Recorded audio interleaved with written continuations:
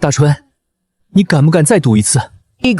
老张他们说下游有吃人的妖怪里，黑石帮骑马管饭，虽然吃不饱，嘿嘿。我也想像大春一样无忧无虑，哪怕被黑帮强抓良丁，欠卖身欠，在码头做免费的力工。可我是穿越者，还有系统，我这一生只能被困在这个破码头吗？距离下次抽取词条还有10分钟。我的抽词条系统每年只能抽一次，最高甚至能抽到神话级词条，原地飞升。然而在过去的17年，我抽了17次，全是白色。愣着干嘛？找打呀！距离下次抽取词条还有3分钟。筒子，你给力点啊！不能让我欧一次吗？你也不想看着你的宿主这一辈子就这么荒废了吧？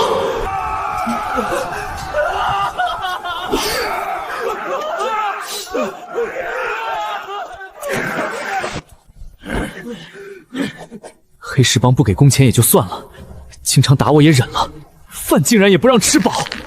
系统，求求你让我欧一次吧！倒计时结束，开始抽取词条。求求了，来个金色传奇吧！算了，瞎摸一个。欧皇，赐我力量吧！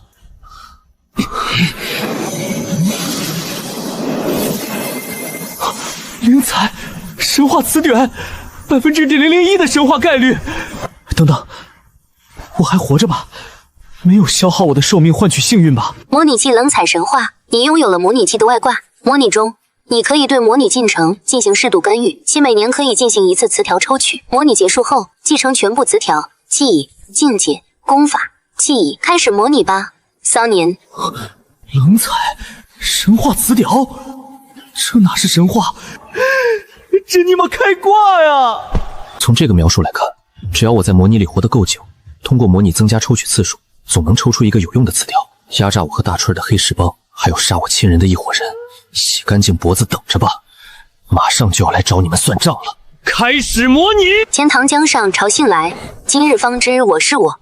家乡被屠，亲人俱亡。巨大的刺激之下，你崛起了宿会，意识到自己是一位穿越者。在黑石帮的鞭子下，你和一众苦力宛如行尸走肉，不知明日在何方。第1年，18岁，开始词条抽取。浪里小白条，白。我就在河边，水性好，肯定没坏处。你用浪里小白条替换了奈厄，你意识到自己开始模拟了。快点，今天还有3船货，干不完3天不给饭。监工的鞭子声让一众苦力直发抖，你表面佯装害怕，内心已经在盘算着，等自己强大以后，用几种方法弄死这群混蛋。入夜，你刚准备休息，却听见工头王强的声音：“来3个人，有个美差。”有好事？你才不信！你装睡。陈毅，别装睡了，你刚刚还在河边尿尿，我看见了。无奈，你只能起身走过去，不然王强肯定揍你一顿，然后让你做美差。明天天光未亮之际，会有人带你们去清河下游10里亭给河神送饭。事成之后，你们可以去怡红院爽3天。早就听说黑石帮和河妖达成了约定，每个月主动送几个人下去给他吃，让他不要影响漕运。从模拟内容来看，8成真是这样。靠！既然如此，今晚就逃。后半夜，当所有人都沉沉睡去的时候，你纵身一跃，跳入水中。你要游到对岸。之前老子绝不会用这个办法，但是现在有了浪里小白条词条，可以搏一搏。你在水中使劲扑腾，游泳技术果然大大提升，就这样游到对岸，完全没问题。陈毅跑了，快来人啊！尼玛，全都在装睡！哼，看看是你游得快，还是我们的船快？王强带人上船，正要拔锚开船，岸边忽然火光冲天，大川江码头上用于照明的火盆泼到了还没运走的一堆货物上，大火瞬间烧了起来，整个码头乱作一团。快救火！这批货要是烧了，帮主非宰了我们不可。王强也顾不上追你了，赶紧带人打水救火。火光中，你隐约看见一群黑石帮的帮众骂骂咧咧地抓着砍刀扑向了大春。大春在洛丁村的时候已经救过我1次了，没想到在模拟里发现我要逃跑，还是义无反顾地帮了我，甚至活出了性命。他可能智商不高，但有情有义，日后我若有能力逃出黑石帮，一定要把大春带上。哗啦啦，河水搅动，你来不及为大春的死而悲伤，不能让他的牺牲没有意义。你要活下去，活到能有修炼机缘的那天，再将模拟中的修为继承出去，让现实中的你和大春逃离黑石帮的压榨。你拼尽全身力气，在冰冷湍急的河水中游到了对岸。上岸后，你面临下一步该何去何从的抉择：一、去投靠白云县城的三姐；二、荒野流浪，躲进深山老林；三、游回去。请做出选择。投靠三姐还是苟在野外呢？选项3是来搞笑的，直接淘汰。大哥二姐在我8岁那年去山上采摘失踪了，至今杳无音信。三姐在我15岁那年嫁到了白云县城，我记得三姐夫是一名武者，去投靠三姐的话，应该能接触到武道，兴许能问问怎么获得根骨，或者没有根骨能不能修炼。你选择一，漆黑的夜，冰冷的风，你在山林里狂奔，你要去白云县城投靠你的三姐。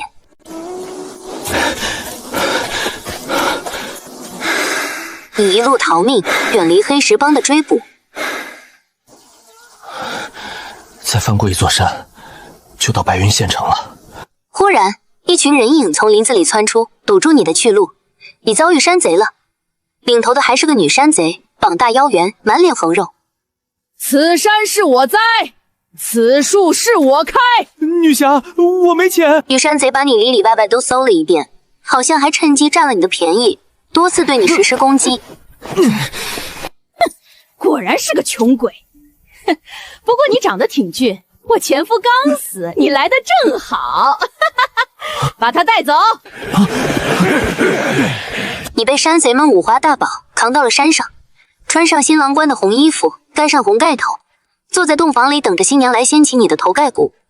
你听着外面山贼们的高谈阔论，大概知道了，抓你的女山贼叫许玲珑，她爹许虎是这飞虎寨的大当家，听说女儿要6婚，许虎高兴坏了，父女俩这会儿就在洞房外。许虎连连叮嘱女儿，这回要小心呵护，一定要把孙子怀上。你听得头皮发麻，突然意识到许玲珑的前夫们都是怎么死的了。小相公，让你久等了。你知道你又在劫难逃了，但是不能就这样束手就擒，就你这长期营养不良的小身板会被压死的，必须反击。娘子，你让我自己来。好，就听你的。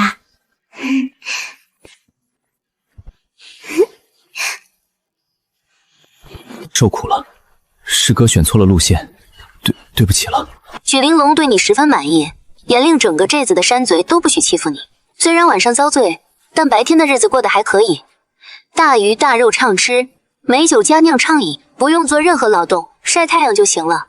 你说你想练武，许玲珑将寨子里的功法都送给了你，让你随意挑选，他手把手教你。可惜你没有根骨，武道入不了门，只能学些拳脚功夫，强身健体。第2年19岁，开始词条抽取，抽取成功。基尼太美，白，你擅长唱跳、rap、篮球，是否调整词条？你用基尼太美替换了3角级发达。虽然还是没用的词条，但是末期少年穷，只要我活得久，迟早能抽到有用的词条。来到山寨的第2年，你整个人都精神焕发了。你坚持运动，以及被迫坚持运动，体质算是锻炼出来了。山贼兄弟们，大家好，我是入寨练习1年半的。相公太厉害了！寨主，不好了，官兵打上来了！什么？官兵上来，我们怎么一点消息都没有？巡逻的呢？放哨的呢？陷阱呢？是二当家，他私通官府，带官兵抄我们运货小路上来的。你听到这些，双眼放光，逃跑的机会来了。突然，一只大手抓住了你的手腕。相公，跟我来。许玲珑力大无穷，你根本反抗不了。他把你带到一个山洞前，一直往里走。这个洞可以通到另一座山，只有我和我爹知道，不会有人追你的。快逃吧！我逃吗？你没想到许玲珑跟你来真的，他似乎真相信了你平时在山寨里演给他们看的一面。相公，别管我，自己逃！我去为你引开官兵。走！可是大姐，我又不是山贼，我怕什么官兵啊？许玲珑手持2把大锤，义无反顾地冲向了官兵。看着他虎背熊腰的背影，你在思索该何去何从。1. 深入山洞，从山中密道离开。2. 返回山寨和娘子并肩作战。3. 串通官府，将山贼彻底消灭，请做出选择。模拟中的我，人在局中可能会被情绪影响，但现实里的我却是绝对理性。第一次模拟很关键，一定要苟久一点，活下去，多抽词条，拿到武道的机缘是这次模拟唯一的主线。你选择1。此时不留，更待何时？阴暗潮湿的山洞里，你一路摸黑前进，许久，前方光线大亮，你从这条两山之间的天然隧道走出来了。辨别了一下方向后，你继续往白云县城而去。次日，你到达了白云县城，你在街道上看见了官差的车队，囚车上押解着徐虎、许玲珑等山贼头目，他们身负重伤，奄奄一息。你没有多看，悄然退到人群之中。三姐出嫁的时候，你送过亲，所以仍记得三姐家在县城的位置。三姐的小院被贴上了白色的封条，上面写着大前青州巴陵郡白云县衙封。怎么被查封了？你趴到围墙上，看见里面早已被搬空，只剩满地落叶。你找到附近的邻居打听了一下，哎呦，这个杀人狂魔一夜之间杀了10户人，上个月在菜市口斩首了，县太爷判他9族流放。你是他什么人啊？我应该不是他9族。什么情况？沈青山怎么成了杀人犯？我记得三姐夫他分明是一身正气、气宇不凡之人，而且他也是一名官差，是县城斩妖司的斩妖人，这里面怕是有什么冤情吧？这么说，三姐被流放了。按照模拟的时间，沈青山1年后被斩首，也不知现在案发了没有。我就这么一个亲人了，不能放任不管。只可惜我现在自身难保，也只能干着急，还不知何时能逃离黑石帮的控制。你不知道大钱的9族是怎么算的？稳妥起见，你给自己重新取了个名字，叫陈东。为了谋生，你在县城的悦来客栈做了店小二，老板娘是个寡妇，宅心仁厚，对你们这些打工的十分照顾，饭菜管饱，平日里的工作也不苛责刁难。倒是有些客人一言不合就会出手打骂你们这样的底层凡人，尤其是某些武者，自觉高人一等，不把普通人放在眼里。第3年20岁开始词条抽取，抽取成功，人肤感白，你总是不经意间流露出一种人妇气质，女人缘有所提升。是否调整词条？你用人肤感替换了基尼太美。一名武者因为豆腐脑是咸的，大闹悦来客栈，你被他打断了胳膊，赤裸着上身，热心肠的老板娘帮你绑绷带。阿东啊，你也别有怨气，我们这些普通人在武者面前就得低头做人，能活着都是祖坟冒烟了。哼，末期青年穷，我陈东迟早能问鼎武道巅峰，让那大道都被我磨碎。连个媳妇都讨不到，说这个。你俩对视一眼，不知咋的，也许是人肤感发力了，你俩看对眼了，感受到了彼此眼中的火热和急切。当晚你不顾伤势，和老板娘干柴烈火，努力劳动。日后你和老板娘成亲了，摇身一变成了悦来客栈的老板，你的生活一下子从社会底层变成了士绅阶级。果然吃软饭才能少走弯路。谁说白色词条没用？我第一个不答应。不知道老板娘是什么模样？结婚多年，你和老板娘恩爱依旧，白天相敬如宾，晚上干柴烈火。唯一的遗憾就是你们难有子嗣。唉，要是我们有个孩子就好了。这种事情得随缘，和孩子之间也是要看缘分的。第11年28岁开始词条抽取，越老迈越幸运。绿，从你60岁开始，每个整10岁抽词条时，保底获得稀有词条，且当次抽取会小幅提升稀有以上词条概率。是否调整词条？白了这么多年，终于绿了。这个词条可以等到60岁的时候再装配上去，保底一个稀有也不错。陈毅作为一个凡人，连续经历武者横行、妖魔祸患、战乱连年的世界，状态狼狈艰辛。这是我们的孩子。第13年30岁，这一年你和老板娘终于怀上了孩子，是个男孩。悦来客栈大开3天流水席，宴请全城父老乡亲。孩儿他爹，你也太铺张了。咱们这些年虽然挣了些钱，可总有很多风险呀。与其让那些盗贼偷了，让县太爷用各种名目收走，我还不如换个高兴。阿东，你又飘了，我们只是凡人。再说了，我陈东的儿子出生了，岂能不昭告全城？末期中年穷，我陈东绝非池中之物。阿东，第16年33岁，你们的2女儿出生了，你再次大开流水席，宴请3天。第20年37岁，儿女双全，家有产业，生活殷实。渐渐的，你都快忘记自己是在模拟之中了，只觉得这一切太真实，太幸福。第23年40岁，一名魔道武者闯入白云县，他手持一面黑气腾腾的幡旗，见人就杀。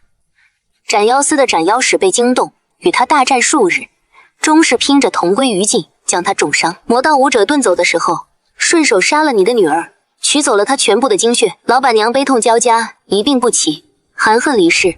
你先葬女儿，后葬妻子，你心如刀割，夜夜惊醒。可是你还有儿子，你知道你不能倒下。爹，我害怕。第33年，50岁，南疆出了一位惊才绝艳的女帝，她整合南疆各国，将零散的南疆百国拧成了一股绳，反攻中原。战线一路从南向北推进，白云县眼看就要沦为前线。你的儿子决定奔赴战场，保家卫国。儿啊，能不去吗？战场太危险了。父亲国之不存，家喻何为？您从小就喜欢对外人说，我陈东的儿子将来定有出息。如今到我建功立业的时候了。你送儿出城，目送他远行，这一刻，你似乎一下子老了很多。第35年，52岁，你收到了儿子的骨灰和遗书，2年的提心吊胆，终是等来了这样的结果。你将他葬在了母亲和妹妹身边，你在坟前哭坐3个月，头发全白。第37年，54岁，大前皇朝连年吃败仗，白云县被女帝攻下，成了南疆百国同盟的地盘。你的客栈不能幸免，明面上的钱财几乎全被搬走。好在老板娘曾告诉你，她在家中老树下还藏了一些银子。肉夜，陈一拿着铁锹，在客栈后院的老槐树下挖出用油布裹得严实的木盒，木盒打开后是整整齐齐的几锭银子。陈一指尖抚过银锭，眼眶泛红，眼前闪过老板娘当年藏银时的温柔模样。第40年，57岁，一头虎妖从山野中杀出，闯入白云县，大肆作乱。斩妖司倾巢出动，和他在县城里殊死搏杀。虎妖与斩妖司的人战斗时，将你3层楼的客栈毁得稀巴烂。这客栈是你最重要的固定资产，被毁后你想要说法，便去找斩妖司索赔，结果被扫地出门。你看着客栈的废墟，自嘲地笑了起来，不知是笑自己的天真，还是笑着是的。手上的银钱不多了，想重建客栈不可能了。你遣散了厨师、小二、杂役，这些年你待他们亲如一家人，他们走的时候只拿了该得的工钱，没有收你的遣散费。你选择离开白云县城，在城外一家人的坟地旁修葺了一座茅草屋，就此住下。第42年，59岁，正在抽取词条，这1年的词条依然没什么用。越老迈越幸运，马上60岁，这一生太苦，坚持住，胜利曙光就在明天。凡人生存何其难，由此可见一斑。城外茅草屋旁，你日出而作，耕田种菜，日落之后陪家人们说说话，然后在月光下沉沉睡去。虽然孤独，但你找到了一份短暂的安宁。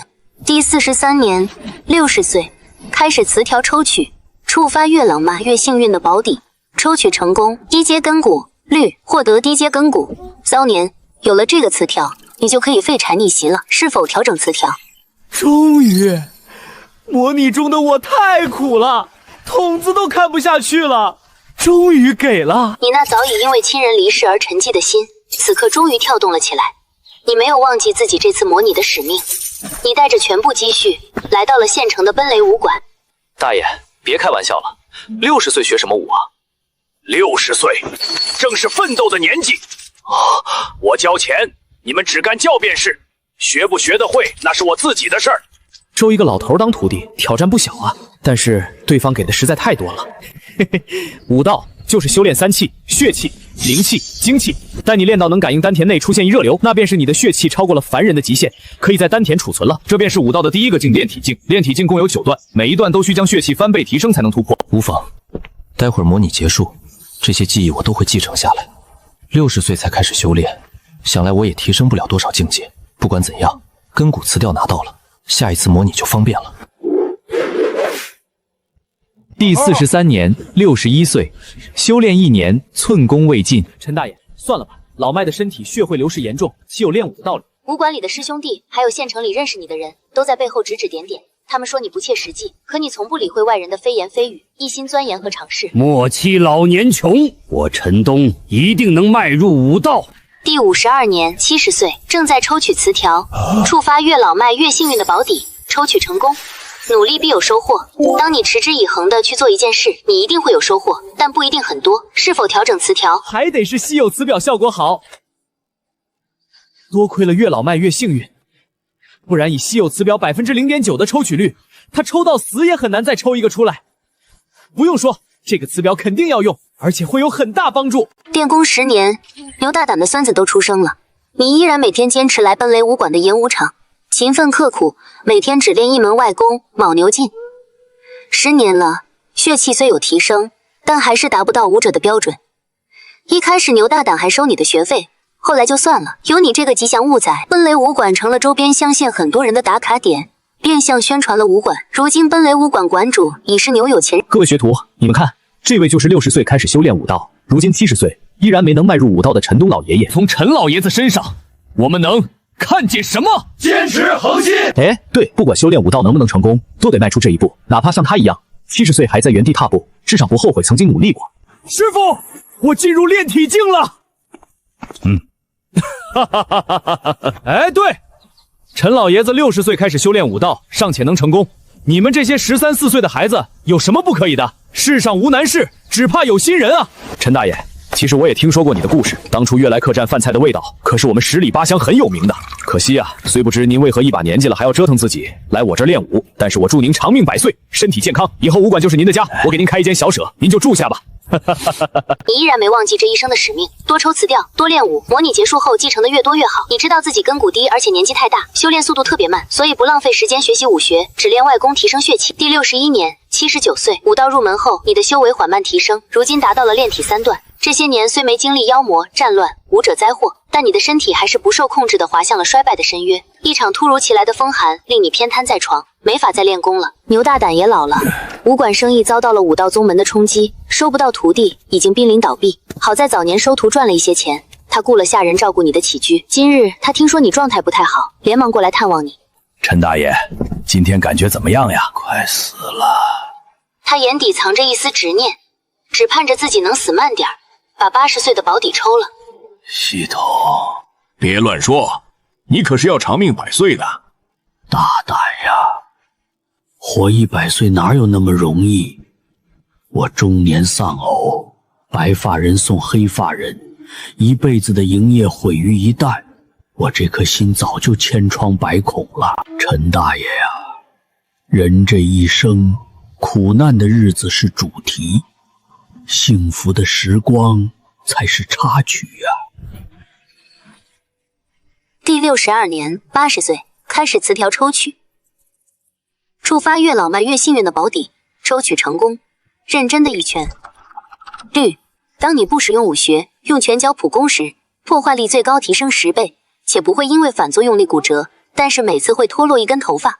是否调整词条？厉害！活生生吊着一口气，撑到了80岁的那一刻，这么敬业的我实在不多见。不过他这一辈子确实太苦了，希望下辈子有武道基础了，能模拟的舒服点儿。你选择了否？你老死了。模拟评价：跃入寒江浪里腾，红尘几度葬残灯，酷之60遇春风，游向苍天全作声。恭喜你获得以下继承：62年的游历技艺，炼体3段的修为，认真的一拳，努力必有收获率等62个词条，外功莽牛劲，入门。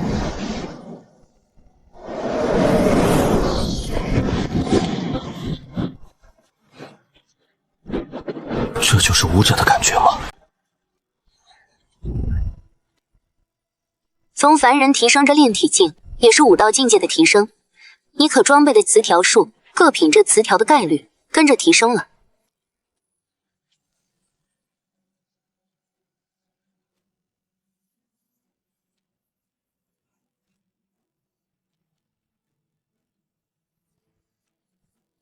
搞定，好词谣都已装配。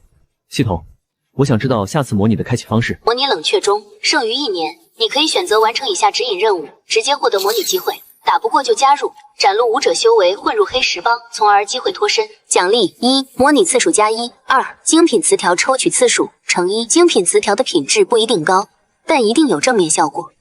3，低阶灵气，盐铁重剑。神话词条果然是外挂，获取新的模拟，还能顺带拿点奖励。冷却时间太长了，我可不想等。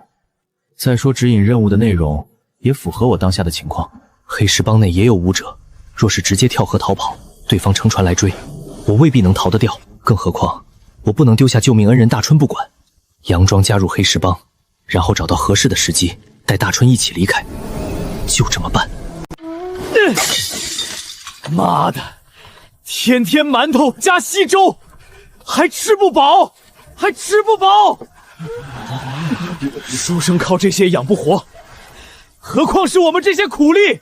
陈毅疯了，他想被鞭子抽死吗？难道他喜欢被鞭子抽，故意找事儿？哦，我听说有些人是这么变态的。陈毅，你想干什么？我不知道我要干什么，我就是想摔碗。大川，你又想干什么？你个傻子！让你闹事儿，鞭子吃少了是吧？好打！把鞭子给我！你想造反吗？造反？你也配用这个词？真当自己是土皇帝了？陈毅，你敢打监工，能不能干了？把他抓起来！哼，一群普通人，不过是占着人数众多罢了。我现在已是炼体3段，肉身强度早已超越凡人极限。另一方面，超兽的痛觉词条早已将疼痛感弱化到了极致。你身手这么好！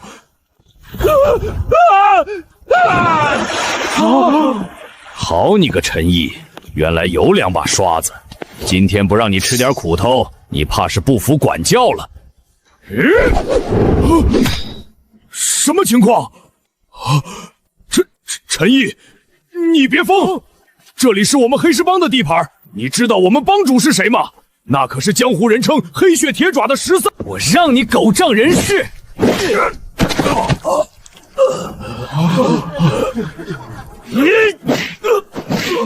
我让你克我们粮食！别打了！我让你动辄打马！饶了我，饶了我，我错了，大侠饶命啊！我让你逼我们强签卖身契！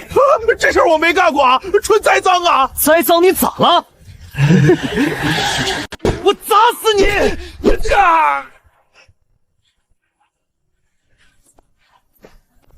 这小子是谁？帮主，那小子叫陈毅，3个月前和一个傻子从清河上游飘下来，被弟兄们抓来做码头立功了。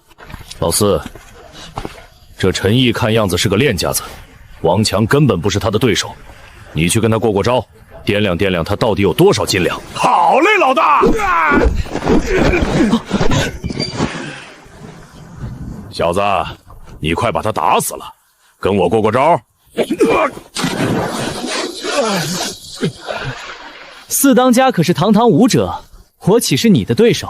这不是以大欺小吗？这黑石帮里本就没几个武者，他们只要发现武者，定然会想方设法吸纳，这正是我要的机会。哈哈哈哈！明人不说暗话，你不也是武者？武者也分高低，我不过是个初入武道的新手。我炼体6段，不欺负你，只要你能打疼我，今天的事儿既往不咎。我还可请示帮主，让你做黑石帮4梁8柱，不用再做苦力。四当家说话可算数。哼，我石老四何时言而无信过？说不给你们发工钱，那就从来没发过。这货的智商，怕是能和大春坐一桌去，说话都不过脑子。二人约定赤手空拳切磋，你看着眼前游刃有余的石老四，决定将刚获得的认真的一拳辞掉效果发挥到极致，试探对方实力的同时，也能顺利入伙。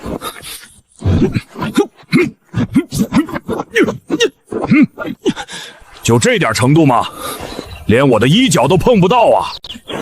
四当家只敢躲来躲去吗？难不成是怕了我？我怕我出手不知轻重打死了你，不好给大哥交差。就你这3脚猫功夫，我站着不动让你打，你都伤不了我分毫。认真的一拳！四当家如何？这一拳够疼吗？不疼，不过确实还不错。我这就去请示帮主。你可别再伤人了。我都看在眼里了，陈毅，既然你是个练家子，我黑石帮诚心邀你入伙任职，与我们共享富贵。往后再也不必做这种苦力活了。目的达成，但戏得演得更真一点，不能露了破绽，免得引起怀疑。我想走。老四刚刚没出全力，怕伤着你，但你不要以为他打不过你，留在黑石帮对你只有好处。黑石帮的四当尚且能收拾我，何况他这个帮主，硬拼肯定不行，只能先假意留下。既然如此，我便留下。我还有一个问题想问问，既然你是武者，为何不告诉我们，反而甘愿在此做苦力，受王强的刁难？我落水之后身体虚弱，一直无法调动血血，和凡人无异，直到最近几天才慢慢恢复过来。再说之前我也说过我是武者，只是你们的人不信。什么？我不知道啊！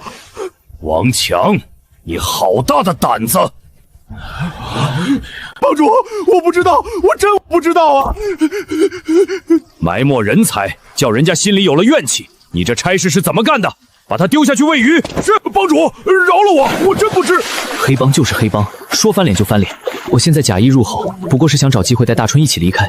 要是能顺手端了这伙人，我也没意见。就看下次模拟能不能攒够实力了。来，让我们举起这碗酒，敬我们的新弟兄陈毅。来，这职位表面上看似有地位，实际上根本接触不到帮派核心。由此可见，13并不傻，并没有一上来就给我关键位置。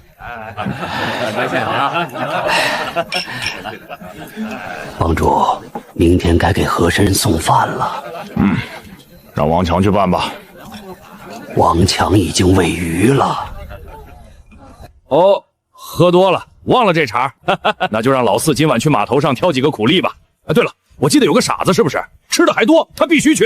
帮主，那傻子是我同乡，笨手笨脚的，你有什么差事交给我去做就好，他干不成的。这件事儿，那傻子肯定能办成，你就安心在我这儿做教官。来，喝。还是得靠自己变强，才能解决我和大春的问题。必须尽快开始第2次模拟。指引任务完成。来一个好用的词条吧。无妨，这些都是精品词条，即便是白色也是有用的，不像姬女太美那种。游龙戏凤，白色普通。你的技巧和能力显著提升，用过都说好。这啥呀？这是我血气方刚，阅篇无数，我用得上这个？精品词条什么的，果然是忽悠人的，就是为了骗玩家氪。还是赶紧模拟吧。你已完成本次模拟的指引任务，获得了新的模拟机会。初始装备词条：模拟器彩，低阶根骨绿，认真的一拳绿，努力必有收获绿，游龙戏凤白。模拟开始。卧薪尝胆，3000月甲可吞吴。为了和大春顺利逃出黑石帮的控制，你故意展露武者实力，从而得到加入黑石帮的机会，成了帮内的一名教官。但是你对混帮派毫无兴趣，只在寻找机会脱身。第1年，18岁，开始词条抽取。抽取成功，你喜欢昼伏夜出，白天不睡觉你会情绪低落。是否调整词条？白色词条依旧稳定发挥。想要获得有价值的词条，还得是提升武道境界，抬高高品级词条的概率。光靠欧气和神抽还是太不靠谱。你选择了否？知道自己进入模拟了，那就不用太过谨慎了。明天冒个险，跑路。次日天光将亮，四当家带几个小弟押着大春和另外2个苦力，沿清河岸边往下游走，准备去十里亭进行河神祭祀。你以睡不着说服好忽悠的四当家一同随行。都给我走快点！等给河神送完了饭，你们3个就能去怡红院玩3天。嘿嘿，四大家，那怡红院里有好吃的吗？有，好吃的可多了，香肠、鲍鱼、豆腐，香着呢。河神大人，我们来给您送饭了，您老吃好喝好哟。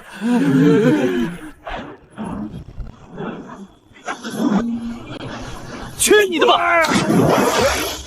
陈教官，你这是干什么？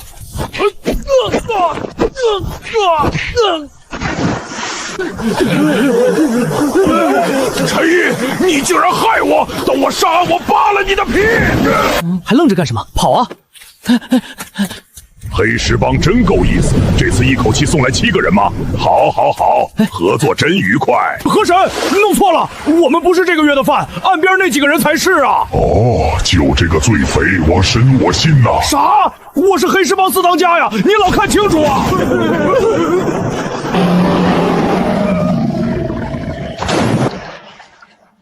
四当家一行人葬身鱼腹，前路未知，你该何去何从？带着大春浪迹江湖显然不现实，我不可能照顾他一辈子，总得让他学会自力更生。那就去三姐那儿看看吧。白云县城有个稳妥的地方，正好能安置大春。你选定前往白云县的路线，待大春逃出黑石帮后，沿清河上游而行。此次返乡，你走得坦荡。如今你已是炼体3段强者，寻常野兽和土匪已无法威胁你。快到白云县城时，你在山路隘口遇到了一位熟人。此山是我栽，此树是我开。哟，你这俊俏的小郎君，见到我们这些脑袋挂在裤腰带上的，倒是一点也不怕啊，还笑得出来，吓傻了吗？还有上一世的模拟记忆在，我清楚这伙山贼里只有许玲珑有炼体4段的武道修为，其他人全是凡人，不足为惧。站住，不许走！看在许玲珑上一次模拟里待你还算真心的份上，你并未伤他们性命。我等冒犯前辈，还望恕罪。这里有些银子，若前辈路上用得着，不妨拿去。看在这些银子的份上，我给你提个醒，回去盯紧你们那个二当家，他有问题。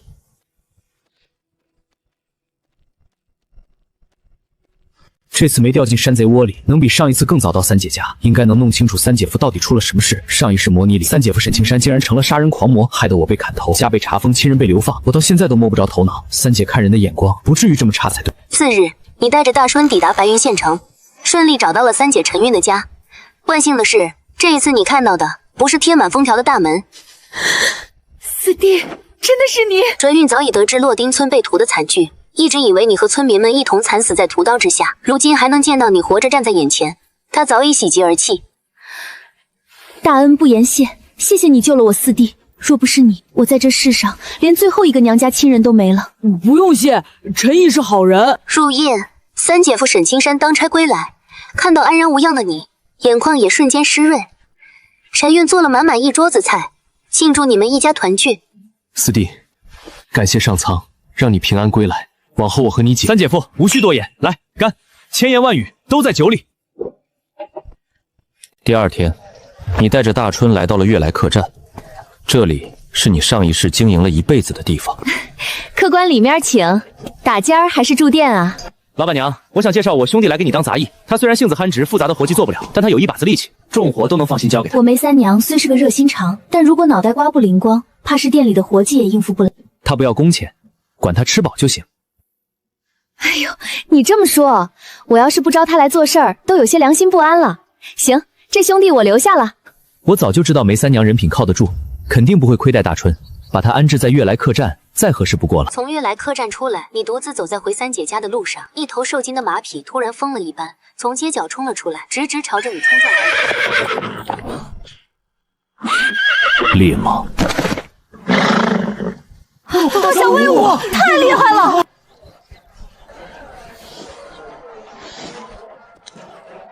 看来我这个小舅子，如今已是一名踏入了炼体境的武者了。当晚，沈青山便找到你，和你深入交流了一番武道之事。你无法说出模拟轮回的真相，只谎称有位白胡子老人录赠你秘籍，才修出了炼体境的修为。四弟既然天生有根骨，便万万不能浪费了这天资。这些是我沈家的家传功法，可惜到我这一代已经失传太多，只剩下这4本。不过这些都是中阶功夫，若是你能熟练掌握，在这小小县城里谋个好差事，简直易如反掌。姐夫大恩大德，陈毅没齿难忘。一家人何必说这些客套话？祖上无根骨，自己生出根骨是万中无一的机缘，千万别辜负了上天给你的这份机遇。话说回来，还是得接触正经的武者圈子才行。这不就有新功法了？每次选投奔三姐，果然没选错。自己在江湖上乱窜，根本摸不到武者圈子的门槛，一直和凡人打交道，根本没用。对我们平民武者而言，武道共有6大境界，分别是炼体、聚灵、淬魂、金身、灵海、凝神。为何要单说对平民而言？因为凝神之上的境界和我们平民没有半点关系，能修炼到凝神境已经是万中无一的人中龙凤了。功法品质从低到高分为低阶、中阶、高地阶、天阶。地阶、天阶功法你全当他们不存在就好。每一本都是战略级的资源，全被皇室和顶尖武者势力牢牢掌控。像我们这样的一本高阶功法，都已经是天大的机缘。沈家也曾有过辉煌时刻，如今家道中落，只剩沈青山一人，还能保住这4本中阶功法，已是殊为不易。武学是临阵对敌的战技，一枪一掌皆是杀招。外功修炼血气，你早已在上一次的模拟中知晓，而内功则是用来修炼灵气。当武者达到炼体9段，将血气提升至凡人极限后，便需要通过修炼内功、凝练灵气，才能突破至下一个大境界——聚灵境。你的三姐夫沈青山正是一位聚灵境武者，在这小小的白云县城里，聚灵境的修为已是能排得上号的顶尖实力。而他在斩妖司也并非普通差役，而是一名小奇官，手下管着一支10几人的斩妖人队伍。四弟，你既有这份心性，不如去参加斩妖司的斩魔人考核，和我一样在斩妖司当差，你我二人一同斩妖除魔，为民除害，岂不快哉？你觉得这个提议再好不过，只是想要通过斩妖司的考核，仅靠如今炼体3段的修为还远远不够。你决定暂时留在白云县，一边跟着沈青山修炼功法，一边查清洛丁村被屠的真相。沈青山，你怎么看洛丁村的惨案？对方行事有术，训练有术，毫无线索，动手之后没留下半点痕迹，为什么要屠戮洛丁村呢？我们只是一群面朝黄土背朝天的农民，怎么会惹到这样的狠角色？沈青山，你说洛丁村的惨案会不会是无故屠戮无辜百姓，多半是为了灭口？或许是洛丁村里的某个村民知道了不该知道的秘密。洛丁村到底为何被屠？这个问题不止模拟里的我想不通，我到现在也依旧摸不着头绪。第2年，19岁，开始择条抽取，抽取成功，午睡万岁。白，你午饭后必须午睡，不然一下午没精神。是否调整词条？白词条而已，没什么替换的必要，选否？在三姐家待了1年，你跟着三姐夫练武，虽然武道境界没有提升，但功法都有精进。你将外功从低阶的莽牛劲换成了中阶正阳诀，血气提升速度有所上升。奈何你只有低阶根骨，所以也快不到哪儿去。沈家枪和焚云手先后入门，有了这2门武学加持，再加上1年来和三姐夫的对练，你的实战能力已经大大提升。在三姐夫的介绍下，你参加了白云县斩妖司的斩妖人考核选拔，在一众考核武者中，你的武道境界基本处于垫底，但是你有认真的一拳。比试过程中，你的对手总是被你出其不意的一拳头砸得找不着北。你顺利进入了斩妖司，成为了一名斩妖人，有了稳定的收入。不过斩妖人没有编制，类似合同工，得达到沈青山那样的斩妖使级别，才算入了朝廷的官员名册，才是有编制的。你进了沈青山的斩妖小队，平日跟着三姐夫当差，没事就请教武学，十分方便。一日，沈青山接到司内任务，白云县东边的火旺村有牛妖作祟，主司命沈青山带队清剿。你们一队斩妖人驾马出城，来到了火旺村。进村一看，这里一片祥和，不像有妖怪作祟过的样子。你们分头调查。一约间，你听到了一声求救，便循声追去。你推开了一座院落的大门，入眼是横七竖八的村民尸体，还有空气中新鲜的血腥味。一道黑影从角落里忽然杀出，你本能的拔剑格挡，对方力气极大，身上坚硬无比。没等你看清楚这是个什么玩意儿，你已被他撞倒在地，而你手中长剑不知道是不是巧合，竟插进了一具尸体之中。与此同时，院子外面脚步声大作，县衙捕头韩生领着20名捕快一拥而入。大胆陈毅，知法犯法，屠杀火旺村3户18人口，把他给我拿下！你蒙圈了啊！我懂了，这就是一个局，本该坑沈青山的局，阴差阳错落在了我身上。哼，官差明显是早就在这儿做好了准备，谁进这个院子他们就抓谁，能调动县衙捕快和捕头的只能是县令了。这个白云县令有问题啊！还好只是模拟，被坑了也无所谓，全当提前踩雷。你不愿束手就擒，一边和捕快们交手，一边解释你并未杀人。我没有杀人，是妖怪杀了人，我刚追进来。还在狡辩，我们亲眼所见，岂能有假？韩生也是武者，和沈青山一样是巨灵境，再加上20个捕快手持锁链从旁协助，你不敌他们，被铁锁捆缚活捉。沈青山和斩妖队的人赶到，见状拦住了韩生。韩捕头，这是什么意思？为什么抓我的人？今天不给我个说法，休想把人带走！沈青山，你手下这个斩妖人滥杀无辜，以武犯禁，我当然要抓他。你如果阻拦执法，我连你一起抓。胡说八道！陈毅是什么人我很清楚，他好好的怎么会突然杀人？带回去审问一番不就知道了？沈青山深知衙门牢狱的恐怖，坚决不让韩生把你带走。双方眼看就要动手，一道严厉的声音传来：沈奇官，你在干什么？来人是白云县斩妖司主司风余城，沈青山的顶头上司。他的武道境界在白云县首屈一指，已经达到淬魂境。风余城一出面，沈青山知道他今日没法将你留下，无奈只能看着你被带走。四弟，你放心，姐夫不会不管你，我一定会向县令大人申冤，为你主持公道。你此时已经明白过来，这是一个圈套，为防三姐一家被牵连，你连连说道：姐夫，不必管我，保护好三姐和我外甥女。这只是模拟，我根本不怕死，最多少抽几个词条而已。县衙牢狱之中，你被绑在拷问架上，眼前是密密麻麻的刑具，烙铁皮鞭，一刀月斧钉以木驴。陈毅，我劝你老实交代，乖乖认罪，不然……我认罪。啊，对，人是我杀的，全他妈是我干的。口供应该写好了吧？拿来盖手印儿。大家都挺忙的。不愧是我，明摆着喊冤也会被严刑拷打到被迫认罪，还不如直接承认，省掉一顿皮肉之苦。陈毅，火旺村案你是否认罪？认。西平村入室盗窃杀人案你是否认罪？认。广山村耕牛被杀案你是否认罪？认，赶紧的，不就是给县衙屏障吗？我懂。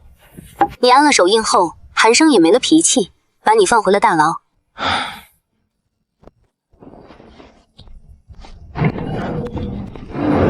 没过几天，衙门升堂，那肥头大耳的县令坐在上面，走了个过场，最后判你充军。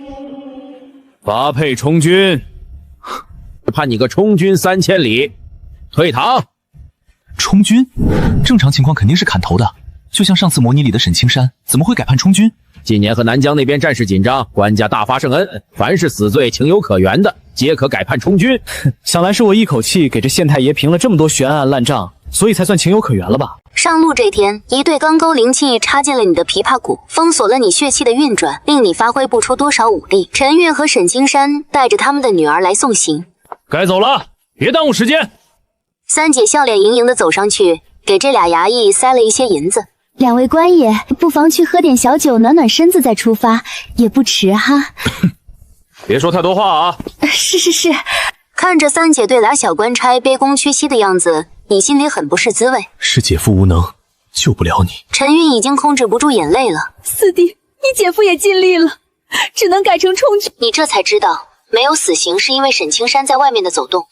这次恐怕把三姐一家的积蓄和沈青山祖上留的财富全部掏空了。三姐，姐夫，别担心，充军挺好的，万一我立了军功，说不定还能荣归故里呢。沈青山心里很明白，在这武者的世界，一个底层武者想在战场立功有多难。四弟，城外20里，我安排了2位亲信接应，到时候他们会冒充劫道匪徒，打晕差役，之后你便不必如此。四弟，县令威胁过你，如果敢跑，就连做你三姐一家。你不想牵连他们，舅舅早点回来。三姐一家目送着你离去，她已经哭成了泪人，还不懂事的外甥女冲着你挥手。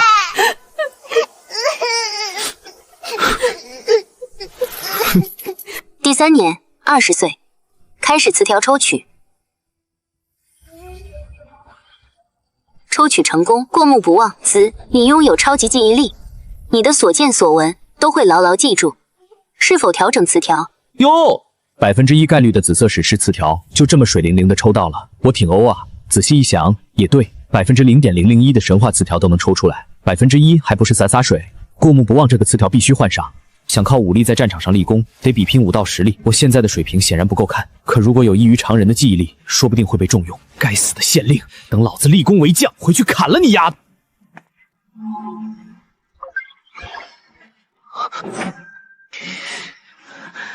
白云县位于大前皇朝的青州巴陵郡，大前统一了整个中原大地，有2京18州。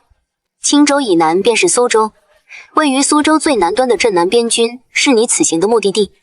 这一方世界面积广袤，横跨2州的距离，你们足足走了1年多才到。中原大地的南边是南疆，面积不比中原小多少。南疆有上百个小国，他们内部攻伐不断，也时常侵扰中原。镇南边军就是在南边威慑和抵御边患的。作为充军犯人，你进军营后被分配到了无甲无兵的杂役营，负责削木桩、搭帐篷、处理营地卫生之类的脏活累活。和你同帐的10几个士兵也是犯了事充军的，他们都是兵痞行径，只要没人看着，就是无组织无纪律的一群人。其中一个叫老刘的老兵是这一仗士兵的老大，见到你个新来的，准备给你个下马威。新来的犯了什么事儿进来的啊？杀人。放纵。杀几个呀？100多个吧。你没胡说，县令拿你当屏障的冤大头，以前找不到凶手的案子全算你头上了。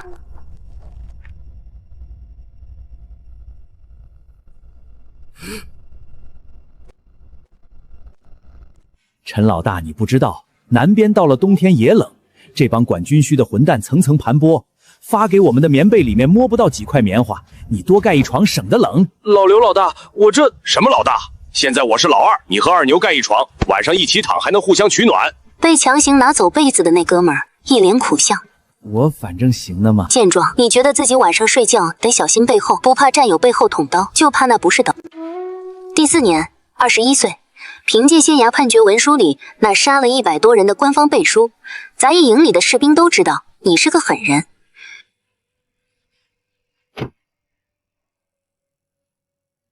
有时行军途中会和敌军遭遇，老刘他们这些老油条就会教你怎么偷生，吃腐烂食物拉肚子，提前避战，打起来装尸体，为了逼真砍自己几刀。打起来装尸体，为了逼真砍自己几刀。第5年，22岁，你已经逐渐适应兵营的生活，只要得空你就默默练功。这一日，你路过新兵营，看到一个脸上有麻子的人，过目不忘，让你能记住所有见过的人的面孔，所以你认得他。你分明记得，大约1年前，在行军途中被南疆军队打伏击的时候，这个麻子脸的男人是敌军中的一名马弓手。卧底吗？敌人从外面打进来，多多少少能有所防备，身边有卧底背刺，那这日子可过得太提心吊胆了。你不敢肯定，没有立刻去揭发，而是通过和杂役营的兄弟不断换活，以盯着这个麻子脸。倒不是为了立功，而是怕他搞事坑死你。麻子脸结束新兵营的训练后，被分到了火器营。你发现他主动申请做火药看管。张3，火器营营长同意了。你瞬间明白他想干什么了。这是一个月黑风高的夜晚，最近几个月都没有战事，将士们的警惕心下降了很多。严禁明火的火药库里，麻子脸手持一个火把，借着职务之便溜了进去。这一炸足以让前军乱了阵脚，没了火药，他们的火器就派不上用场，我大苗国的项军将再无阻力。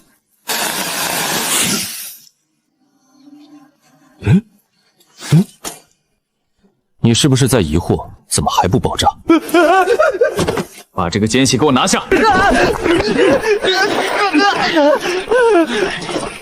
你们一行人带着奸细来到帅帐之中。这一支边军的统军将领名叫孙承恩，他一身黑铁甲胄，不怒自威，身上散发着让人畏惧的强大武者气息。孙承恩没想到你们几个充军的杂役兵竟真抓住了一个奸细，他没有当场就相信你，只是将火药秘密转移到其他地方，将火药库留在原地，看奸细会不会暴露，也想看看你有没有说谎。还好这个奸细动手了，不然你谎报军情，肯定会被军法处置。参见将军。虽然你们立功了，不过我不能给你们记功，因为你们都是违法犯事，被发配到我这里的，本质上是犯人。我大前律法规定，犯人不可记功。将军，其实我们很多兄弟都是在老家被冤枉的，这些地方官员强取豪夺，胡乱判案，尽欺负我们没权没势的小老百姓。够了，我不是你们的县太爷，没有义务给你们申冤。不过你们也别觉得委屈，不记功，但是我可以给你们赏赐。这份赏赐你想要吗？1. 要，有钱不要王八蛋。2. 不要，为国尽忠，这是我大前子民应该做的。3. 不要，但是我想要点别的。选项3没直说，是类似自由发挥，看剧情如何发展那种吗？这种选项可能有风险，但孙承恩不像个不讲理的人，不至于因为自己说错一句话就要打要杀的。选这个也许有意外惊喜。你选了3，副将端着银锭走到你面前时，你没拿。你这杂役，将军赏赐都不要，莫非你也想在这申冤？我没冤情，我不想要银子，这东西没什么用。感情他是真杀了100多个人，连将军的赏赐都敢拒。那你想要什么？想领兵？我不懂打仗，我想要能增进修为的丹药。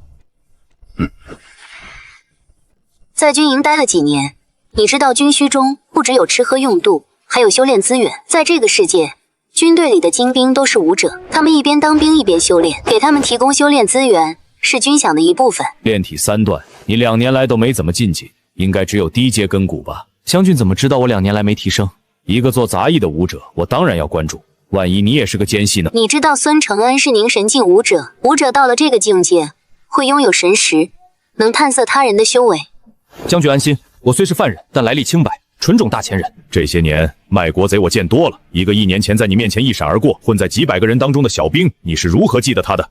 我只是单纯的记性好。我不信。谁能记得3个月前的早上吃了几口稀饭这种细枝末节的事？ 19口。你在拿我取乐吗？将军大可测试我的记忆力。孙承恩当场命手下搬来账目，考验你的记忆力。可不管如何考验，你都能清晰地记住所有细节，对答如流。赵虎不足钱万贯，马夫。陈老大真是神人啊！明日再来我帅帐，将方才你我之间的回答一五一十地复述一遍。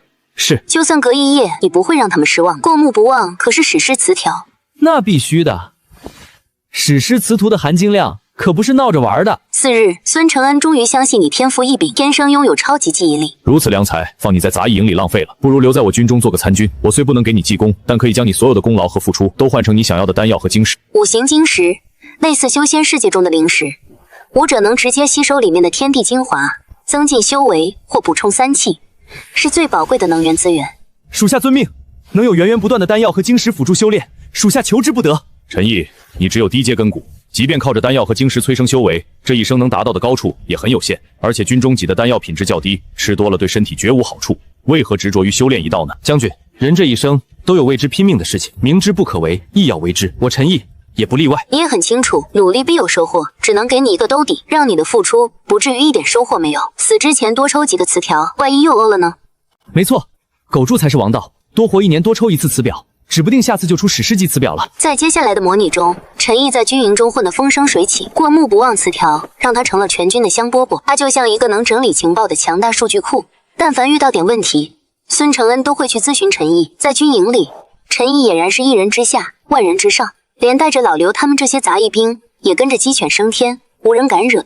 陈兄弟，我老刘也敬你一杯。久而久之，陈毅过目不忘的本领，大伙儿都知道了。依赖他的不只是孙承恩了，军需官、督军、斥候等等，全都离不开他。孙承恩言而有信，陈毅发挥了这么多的作用，可是又不能记功，那就只能使劲给他赏赐，晶石、丹药、灵气、钱财供应不绝。孙承恩没有赏赐女人，他和其他领军将领不同，他不拿女人当战利品。义父，属下愿效犬马之劳。妈呀，这充军充的挺爽啊，我都想充军了，我也有过目不忘呀。第15年，32岁开始词条抽取，抽取成功，羽毛球高手。白，你的右臂力气是你左臂的2倍，臂围也是。如果你是左撇子，则反过来，是否调整词条？这个白色词条还挺有用的，和认真的一拳组合起来，等于能打出常态20倍的全力。模拟器必须装备，不然模拟会停下。低阶根治必须装备，不然没法修炼。过目不忘，本局 MVP 肯定不能摘。认真的一拳，战斗力的保障，唯一能替换的只有努力必有收获。可和羽毛球高手比，我还是更希望前者能继续发挥作用，虽然不多。一转眼，你在军营中又度过了10年，在海量丹药和晶石的帮助下，你的修为已经提升到了炼体9段的巅峰，距离巨灵只差临门一脚。但是这一脚踢了2年还没踢进去。孙承恩说有一种叫巨灵丹的丹药，能帮助你这种根骨差的人突破巨灵境。但是这2年战事不断，军需处送来的巨灵丹因为边境战火纷飞，不知道送哪儿去了。苏州、兖关，孙承恩和他剩余的2万边军被大食国蛮象大军围困在此。这是一座要塞小城，城高河深，易守难攻，但面积不大，城中百姓较少。这里有一座大型粮仓，里面的粮食还足以支撑半年以上。将军，那帮南麻子又在城外叫阵，让我出战吧！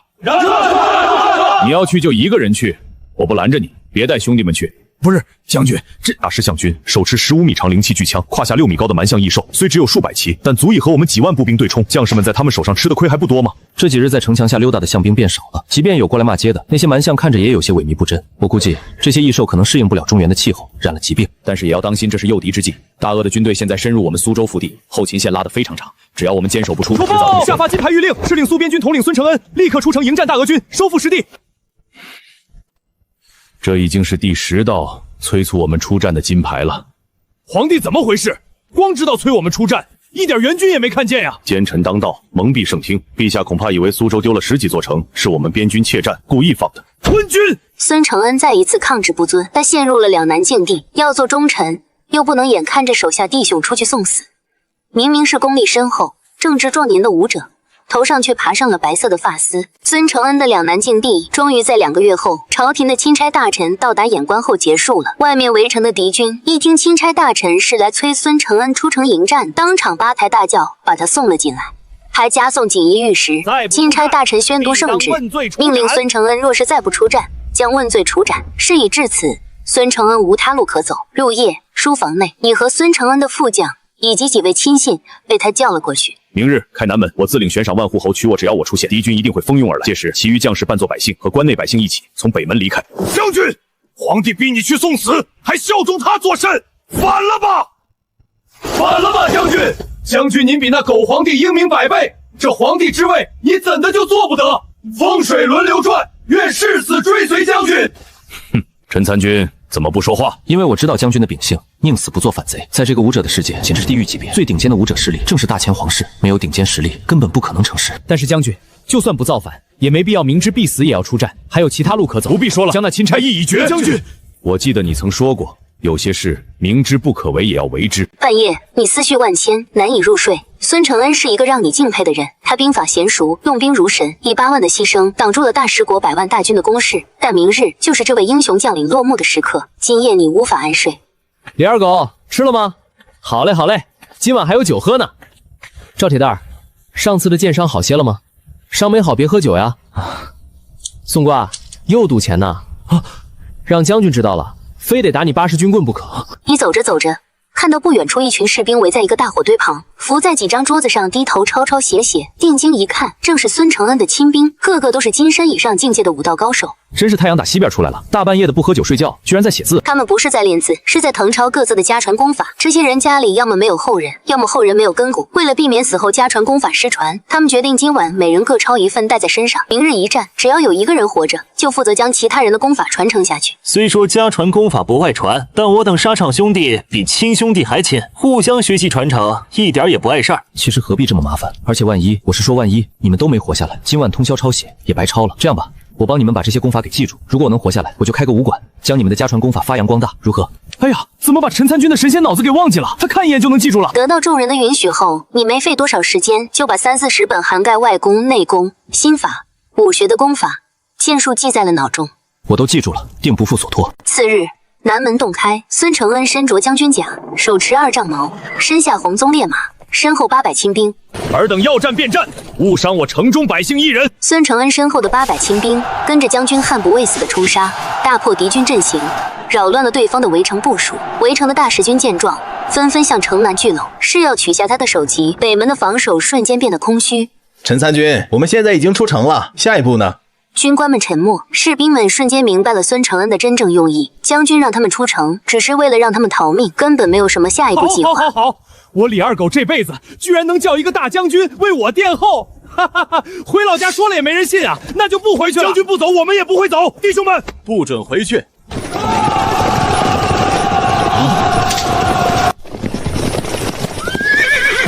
妈的，不就少抽几个词调吗？我他妈燃尽了！你俩干啥呢？放开我！将军有令，万一参军不自量力要存战，就把你强行带走。不行，放开我！将军，我不能走啊！将军，我要和边军同生共死啊！不料，大食军在北边设了埋伏，逃亡的百姓经过时，大量敌军杀出，不分青红皂白，大肆屠戮。孤身一人的你，在混乱的战场上东窜西逃，流矢在耳边呼啸而过。你脸色惨白，手足无措，只觉得自己随时都要死。这会儿你是一点也不燃了，只想活下去。陈老大，快过来！快进来呀！这里面很宽敞，绝对不会被人发现。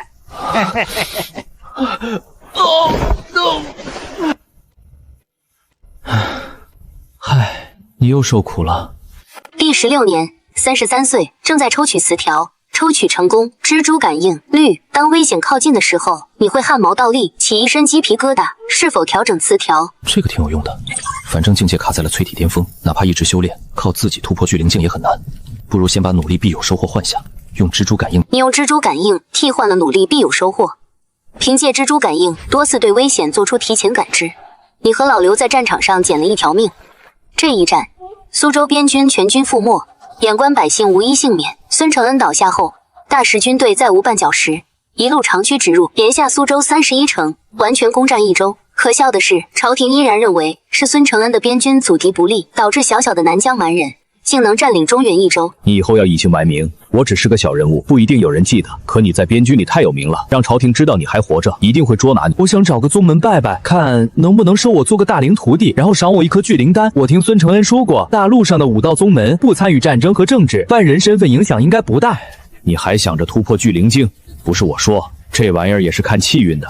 有些人低阶根骨突破没压力，有些人一辈子都上不去。还是别浪费这个精力了。第17年，34岁，四处寻找武道宗门的路上，你们顺道去了一趟老刘的老家，看到老家断壁残垣的房屋。老刘得知，作为家里唯一的亲壮，在他被充军没几年后，他的父母被吃了绝户，妹妹更是被卖到妓院，没几年也死了。那一天，一向吊儿郎当的老刘消失了3天。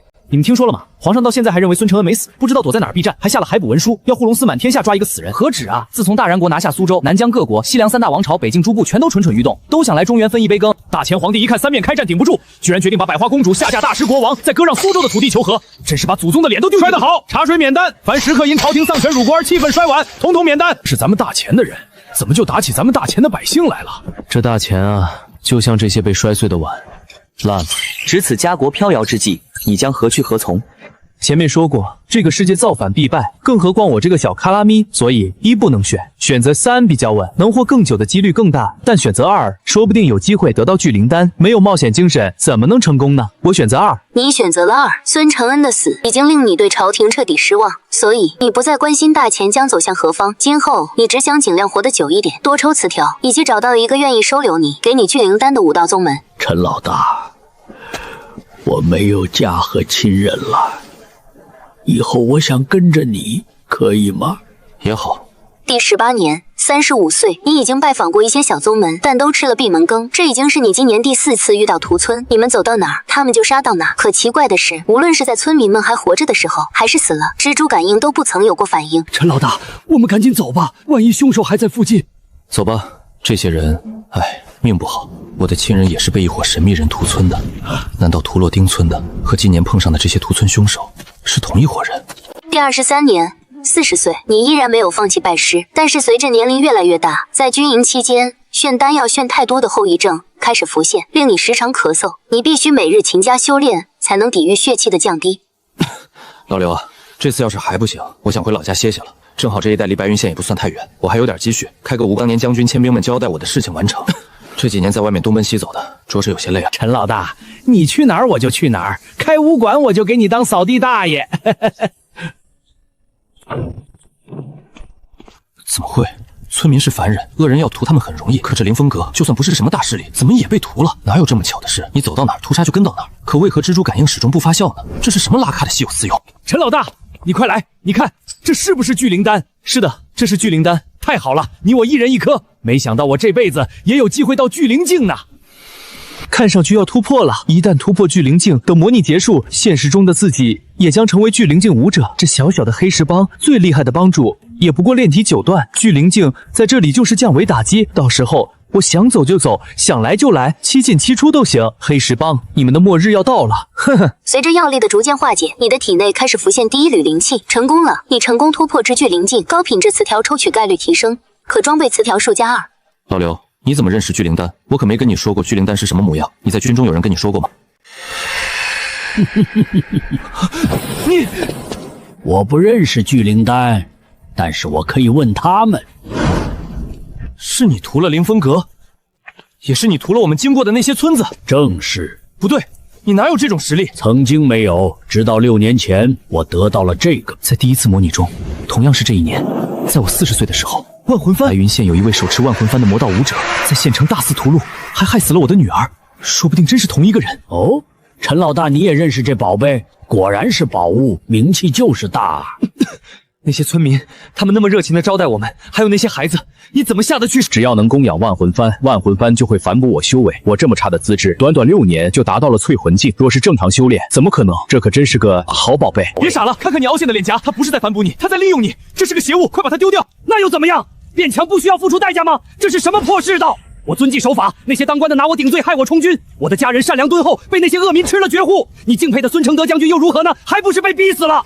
自己活下去，变强才是天经地义，才是唯一王道。来吧，陈毅，我不会伤害你。无论是在军营里，还是从眼关逃出来，你帮了我很多次。我这个人知恩图报，这大宝贝你我共享，如何？他在骗我，8成是老刘快老死了，万魂幡想找下一个冤大头。此时的老刘极有可能已经被邪物彻底控制。老刘，你慢慢疯吧，我还想多活几年。哈哈哈哈！你以为你跑得掉吗？正阳诀，3阳开泰。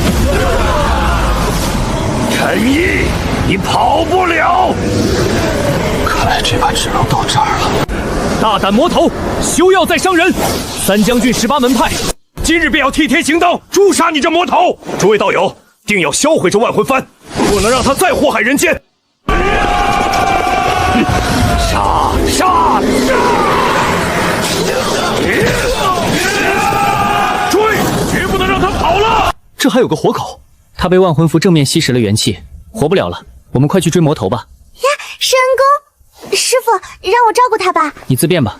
万魂幡里的恶鬼吸走了你大量的生命元气，让你几乎濒死。接下来的日子，你浑浑噩噩的，时而清醒，时而昏迷。你知道有人在照顾你，但是一直看不清他是谁。第24年，41岁，你用蜘蛛感应替换了努力必有收获，你终于恢复了元气，能正常清醒了。你醒了？你听到一个女人的声音，想来就是她一直在照顾你，将你从阎王门前几次拉了回来。久病床前尚且无孝子，人家照顾了你这么久，绝对是恩人。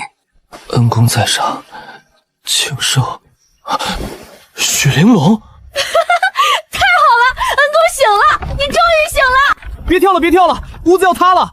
不是，怎么是你呢？还有，你干嘛叫我恩公？叫反了吧？当初在白云县当山贼，偶然碰到了你。你是许玲珑吧？你要小心飞虎寨的2当家。这话我记心里了，一直小心提防。果然发现2当家有问题，在勾结官府。可惜我那将种老爹不相信我。官兵上山围剿的时候，他战死了，我只好自己逃生。后来辗转来到3将军，被清汤门发现有终结根骨，收我做了徒弟。1年前，我和宗门长辈去对付魔头，正好碰见了你。人各有命，人各有命。恩公，其实这些年我一直没有嫁人。作孽啊，这都能遇到许玲珑，真是无言以对。模拟里也就算了，现实中我可不想和他有过多纠缠。你在最近的马口镇落脚，许玲珑打着清汤门的名头帮你招生，武馆很快开了起来，你取名为承恩武馆。第27年，44岁，马口镇只有你这一家武馆，生意红红火火。你安心当老板，大多数时候都在养生调理身体。大春，义哥，哎呀，义哥，你也在这要饭吗？来，我给你挪个位子。大春，这是怎么回事？你怎么不在悦来客栈，跑到马口镇来了？他又是谁？三姑父把我交给大春哥哥，引开了官兵，我和大春哥哥一路乞讨，才走到这里。楠楠，我是你舅舅，别怕。你看，我眼角有颗和妈妈一样的小痣。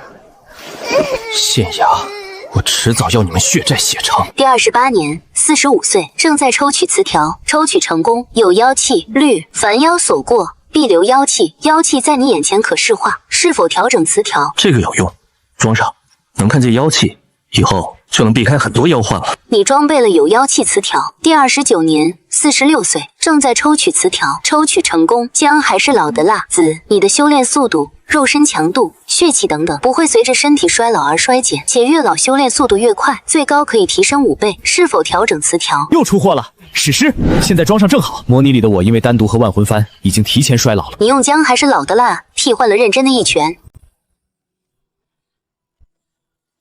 没想到楠楠竟然有高阶根骨，是个好苗子。玲珑，麻烦你把楠楠带去清汤门，她有习武的天赋，留在这儿太可惜了。舅舅，你要保重身体，你这2年咳得越来越厉害。玲珑姨送你的药汤要按时吃，别嫌苦。楠楠放心，我会监督一哥吃药的。你早点回来吃晚饭。第33年，50岁，你的身体机能仿佛七老八十，但在努力必有收获和姜还是老的辣双重作用下，你突破至巨灵3层。第35年，52岁，你把武馆的生意交给了大徒弟田文，他经商头脑出众，把武馆打理得井井有条。第38年，55岁，你的身体每况愈下，修为却突破至巨灵5层。你自知时日无多，决定前往白云县查清当年的真相。好像在模拟里待久了，我就会淡化这是模拟的印象，不像一开始那么潇洒，而是多了很多羁绊。其实现实中的我不也是这样吗？在这个世界生活了18年，对家人朋友的感情都是真的。这白云县里竟然到处都飘着妖气，颜色深浅不一，看来有不少妖藏在这里。来者何人？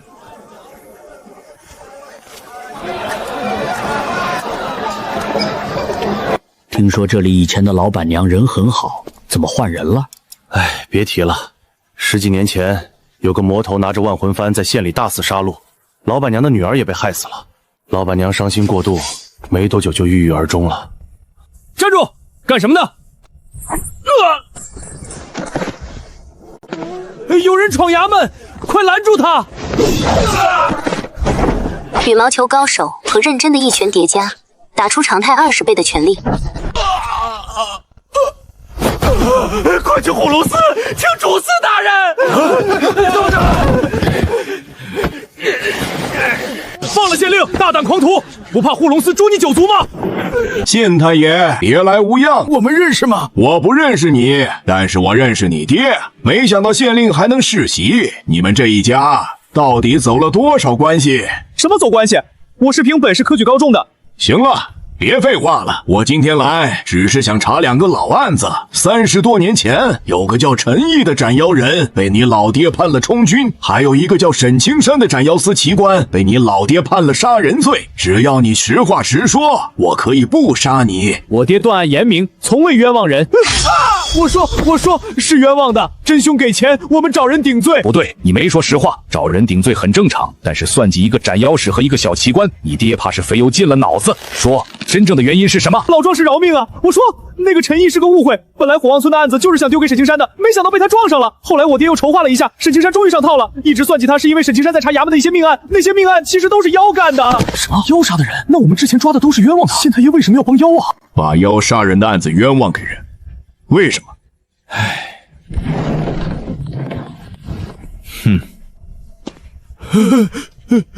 我让你们去护龙司找人帮忙，谁让你们去斩妖司的？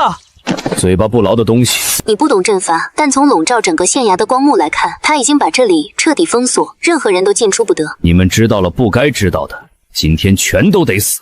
风余城可是淬魂境武者，在这小小的白云县里，除了护龙司里那些神龙见首不见尾的龙卫，没有人是他的对手。凤主司，饶命啊！上有8尺老母，下有3岁娃娃。凤主司，我什么天见？我是个聋子。人都一把年纪了，还回来做什么？没死在充军路上，就找个穷乡僻壤苟活着便是。所以你才是幕后黑手。风余城不知道，你确实是这么干的，只是这辈子有点倒霉，先是单独整多了，后来又被老刘坑了一把，所以时日无多了。为了不浪费一次模拟的机会，这才回白云县大闹县衙。真正和妖族合作的人是你，县令不过是听你的话，利用职务之便掩盖白云县里的妖魔害人事件。若地方长期有妖魔作祟，朝廷会问罪当地斩妖司，但妖魔是吃人，于是我想到与县衙合作，将妖杀人案件改成是人杀人，随便嫁祸几个倒霉蛋，如此上面会认为白云县妖患不多，我与这一带妖族的合作就能长期维持。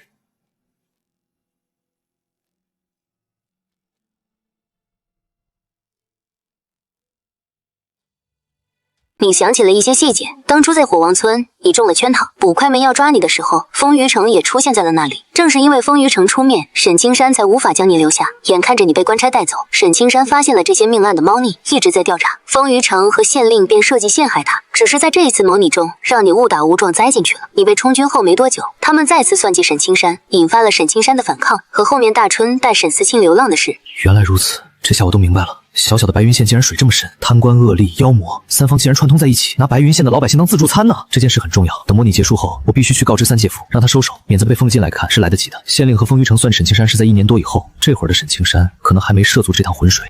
你这么帮助白云县的妖族，能从他们手上得到什么力量？我和你一样，不过是低阶根果，所以你能明白，像我们这样资质差的人，要修炼武道有多难。我和妖族合作，他们用新鲜人血和妖气为我炼制血妖丹，助我突破天丝的禁锢，不断提升修为。这下你明白了，为什么白云县里这么多妖气，连妖族都有保护伞了。什么情况？阵法好像在给他提供力量，他都已经是淬魂境了，还要提升力量，我们今天是非死不可吗？是的，你们都死定了。你十分坦然，反正你也时日无多了，与其死在病床上，不如在一场轰轰烈烈的大战中倒下。虽然结果一点也不轰轰烈烈，你和风余城本就有境界差距，再加上他为求速战速决，还利用阵法提升自己的力量，差距就更大了。在你闭眼之前，他最后看了你一眼。不要怪我，武道为尊的世界，我不这么做就是别人砧板上的鱼肉。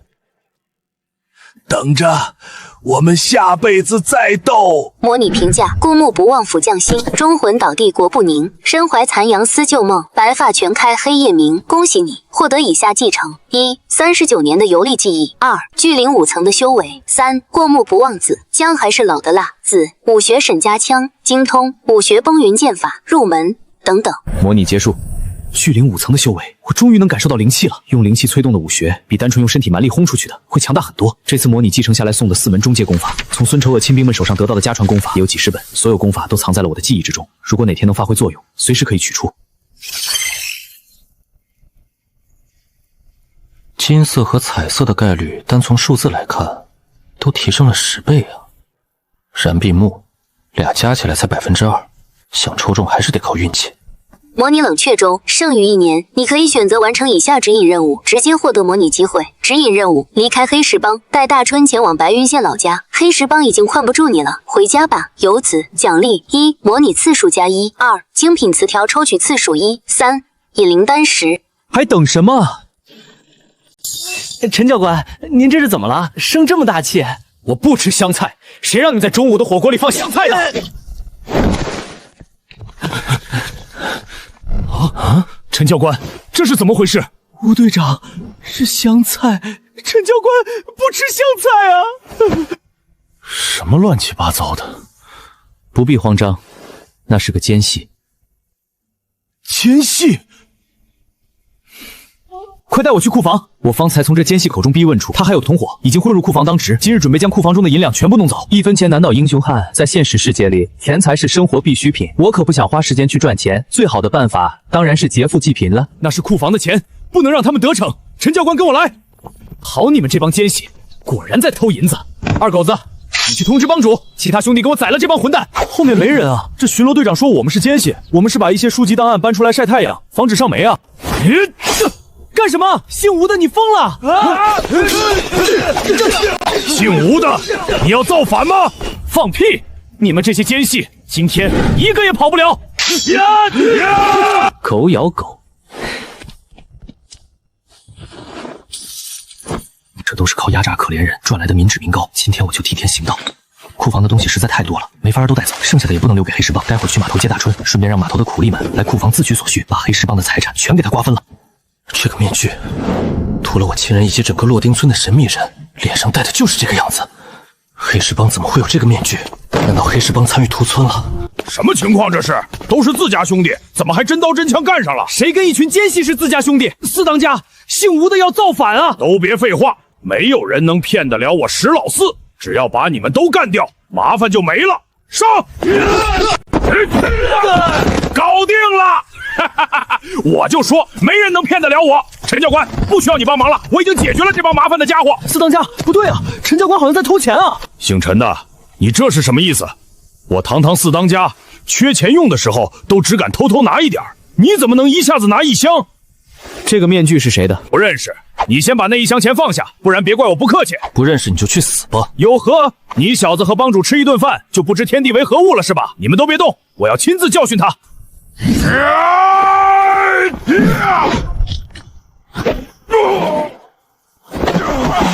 还愣着干嘛？上啊！还有羽毛球高手的作用，让我的右臂能拥有双倍力量，砸箱子的力度更狠了。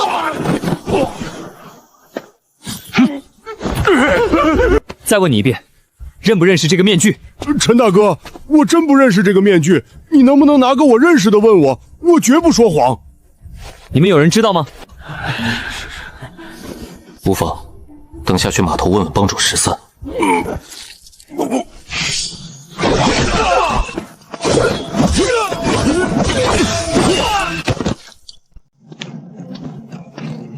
境界压制，词屌效果，手持灵气，3大优势让我在黑石帮如入无人之境。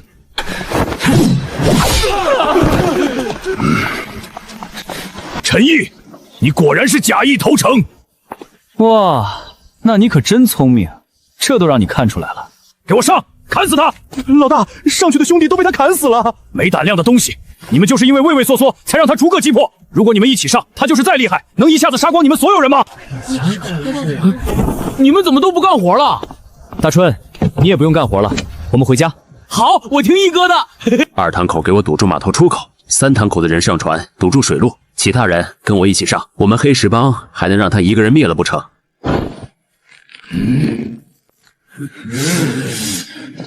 我今天就要带他走，我看一下你们谁有胆子拦我。这不仅是境界的差距，也是战斗意识、战斗技巧的天壤之别。我继承了2次模拟的记忆，还从过军，战斗经验之丰富，甚至可以将兵法活用在此刻的对拼之中。上啊！都愣着干什么？帮主，你看不出来吗？他不是炼体境，他那灵气能变得滚烫，肯定是用灵气催动了。他是聚灵境。我用你教我，聚灵境怎么了？他不会累吗？接着上，要上你自己上吧。陈毅，你可别忘恩负义。没有我们黑石帮的兄弟把你俩捞上来，你和你那老乡早淹死在河里了。谁说的？明明是我自己上岸，然后找木头把一哥捞上来的，然后你们才发现我们的。陈毅，这是个傻子，你别信他胡说啊！你觉得我是信他，还是不是陈毅？你早说你是武者，还这么厉害，这帮主的位置给你做都行啊，我给你当苦力都没问题，何必搞成这样呢？有钱不赚王八蛋啊！我抢了你的黑钱一样是赚钱，我不仅自己赚钱，我还能让大伙儿都赚。你们还都傻站在这里干什么？黑石帮已经完蛋了，刚刚跑掉的那些喽啰，现在一定在他们的库房里大肆瓜分钱财。你们去晚了，可就一口汤都分不到了。多谢陈大侠搭救啊！我们来生当牛做马，也一定要报大侠保重。我从总督那边一路杀到码头，黑石帮剩下的人不多了。这帮苦户能从幸存的帮众手上抢到多少东西，就看他们自己的本事了。大侠饶命！大侠饶命！那天从上游飘下来的不止你们2个，还有一个人，这面具就是戴在他脸上的。有个兄弟说这面具很难毁坏，好像是灵气，就留下了。那人呢？当时就是一具尸体了，被兄弟们随便挖个坑给埋了。埋哪儿了？带我去。你要把他挖出来？不是我，是你。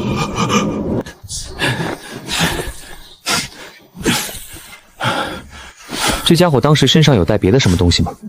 比如一块令牌、一块玉佩之类的？没有，他就这一身黑衣，还有一个面具。黑衣白面具，的确是那天屠落丁村的神秘团伙的打扮。我印象中，他们个个都是武道高手，怎么会死了一个呢？在模拟里，我问过沈青山，官府没有调查出什么，所以不太可能是官府动的手。难不成是有什么大侠路见不平，仗义出手？咦，这个世界可没有烫头染发，出现红头发一定有特殊原因。一哥，他跑了！我让你先跑1000米。陈毅，等老子东山再起，咱们新仇旧账一起算，洗干净脖子等着吧。什么玩意儿？焚云手！着火了，着火了！陈毅兄弟，饶了我吧，我给你当苦力，当奴隶。哼，我可没有压迫别人的习惯。当日你发现我们哥俩，若能放我们离开，也不会有今日之祸。好香啊，一哥！这可不能吃。走吧，我们回家。去县城的悦来客栈，请你吃大餐。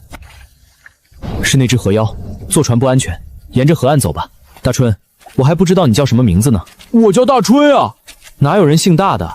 村里的人以前都叫我大蠢话，大蠢话，叫着叫着就变成大春了。说起来我也得给你道歉，我小时候也跟其他小孩一样欺负过你来着。有吗？我都不记得了。人不能没有大名呀，你是我们村的人，应该也姓陈，就叫陈大春吧。我可不可以叫小春？听上去可爱一点嘞。行，陈小云，听说了吗？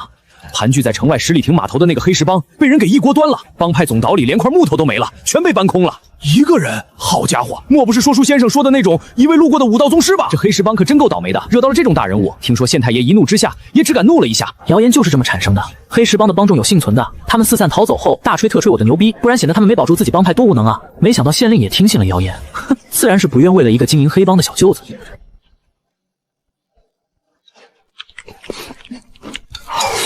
一哥，这个红烧肉真好吃，好吃就多吃点。坐稳了，我们出发去白云县。白云县因县界四周这圈白云岭得名，景色虽美，却只是个穷地方。离开黑石帮码头半个月，总算快到了。有妖气，一路上总能看到残留的血液痕迹。进了白云县地界，感到更浓了。第2次模拟里说过，这里的斩妖司和县衙根本对妖族的保护伞。不过也好，妖族还要3倍，反倒会圈稳圈，就是山 C 多了。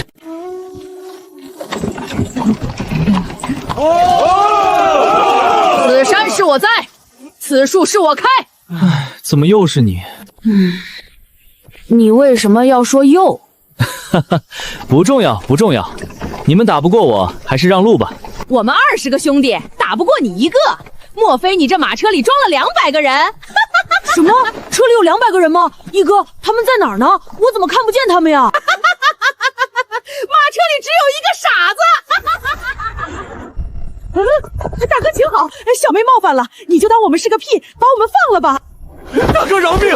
我上有8十老母，下有妻妾成群，实在养活不了一大家子了，才出来劫道呀。大哥，我真是第一次啊！你过来，过来，老实交代，敢说一句假话，我砍了你脑袋！大哥，您叫我过来是。你头上为什么有红色的头发？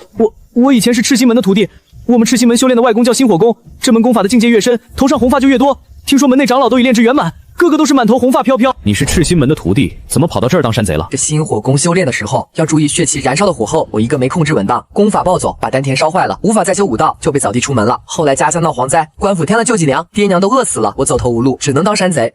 赤心门又多了一条屠村案的线索，回头在模拟里去查一查，顺藤摸瓜，总能找到真凶。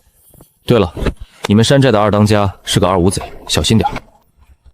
唉，真倒霉，怎么碰到巨灵境以上的武者了？白云县里的巨灵境武者我都认识呀。小心二当家，二当家怎么了？穿越到这个世界后，也来过不少次县城，没想到再回来，竟是经历了这么多事。大爷，这些冰糖葫芦我全买了，不用找了。今天遇到活菩萨了啊！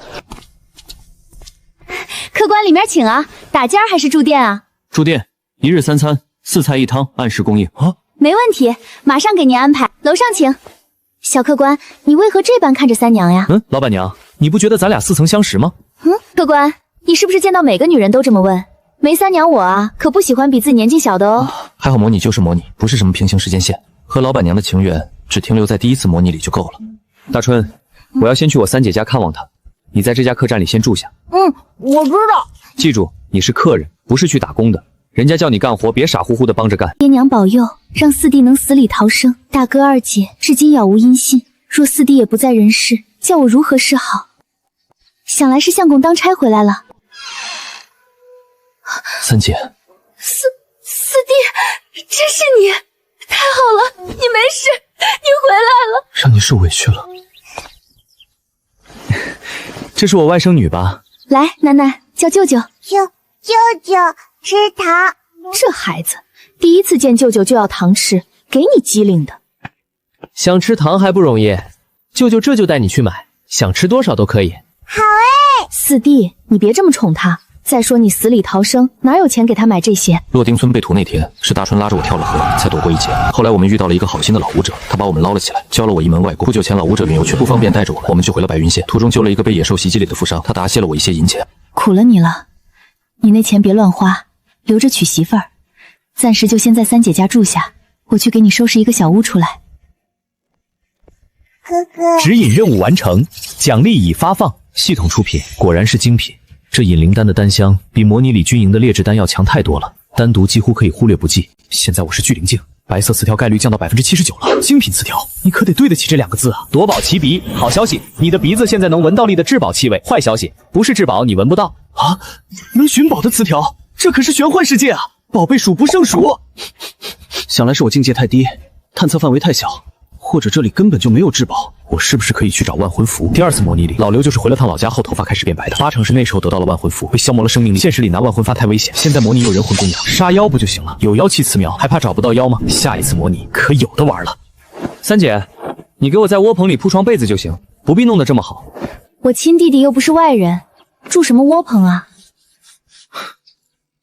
其实我打算过阵子在县城里买套院子的，到时候就搬出去了。说什么混话？一家人分什么2个家？咱家里就我和你姐夫，多住你一个不是绰绰有余？你那钱都给我留着，娶妻生子开销大着呢。你都成年了，还没一个相好，爹娘在九泉之下都该着急了。我这当姐的，三姐以前没有这么啰嗦呀？莫非爹娘去世后，她自动适应了长姐如母的可能对三姐来说，这会儿能为过去几个月以为我也死去了的伤痛。不过我一个老爷们儿，还是得遇到合适的宅院就买下来。你这几个月都去了哪里呀？有没有受伤？有没有挨饿？姐姐的嘘寒问暖，让我感觉到这世上依然有人真心待我，挺好。哈哈哈，四弟，这不是四弟吗？哈哈，老天有眼啊！四弟，你这几个月去哪儿了？我四处找你，你再不回来，你三角的眼泪都快哭干了。四弟，既然你也入了武道，我赠你几门功法，你好生修炼。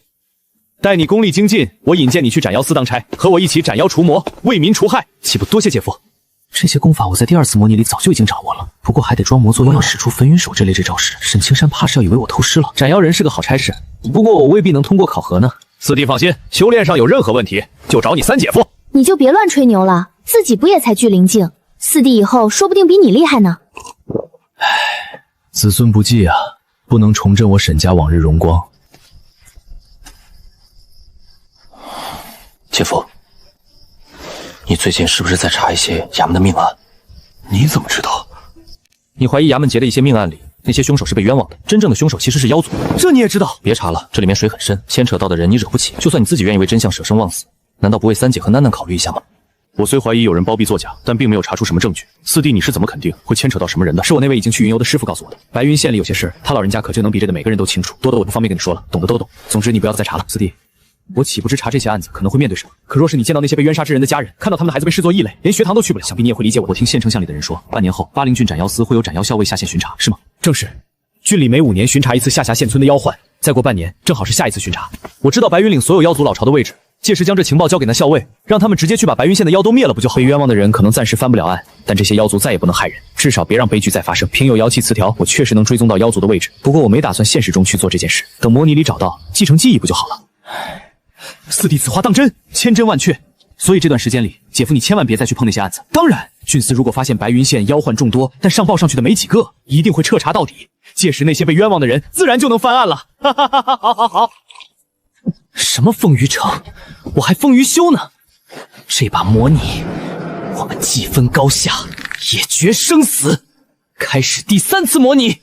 模拟开始，朝辞白帝彩云间，千里江陵一日还。你挣脱了黑石帮的枷锁，并亲手将他们物理超度。自洛丁村被屠后，你和大川终于回到了白云县，拥有夺宝奇笔、有妖气这俩词条，外加知道万魂幡的存在，你萌生了一个绝妙的主意。第1年18岁，成功抽取词条，厉不厉害？一坤哥，白。当你使用基尼太美词条中的唱、跳、rap、篮球等技能后，观赏者会被你的个人魅力深深迷住。是否调整词条？哟，词条效果居然还整起武魂融合技了，这是我第一次看见2个词条有明确的搭配关系。可惜都是白色，现在的我可不会浪费2个格子去装白色词条。你选择了否？模拟开始了，好，万魂谱，我来了！哈哈哈，万魂幡真够邪门的，还没得到呢，就已经有魔化的趋势了。幸好有模拟，能让模拟中的自己先去探探路，搞清万魂幡到底有多邪性。你在县城里买了一匹快马，马不停蹄，星夜兼程，前往老刘的老家巴州巫山郡洪洞县。老刘这会儿还在苏州边军里做杂役呢，万魂幡大宝贝等着我，你只属于我陈毅。接。巴州位于中原大地的西部，青州则位于中南部，两州又接壤。你单骑快马飞驰在一望无际的大平原上，途中几乎一刻不停，2个月便到了目的地。是不是还不够靠近？夺宝奇笔已经装备，如果附近有至宝，应该能闻到才。你并不知道老刘具体在哪个位置得到的万魂幡，只好在洪洞县四处溜达。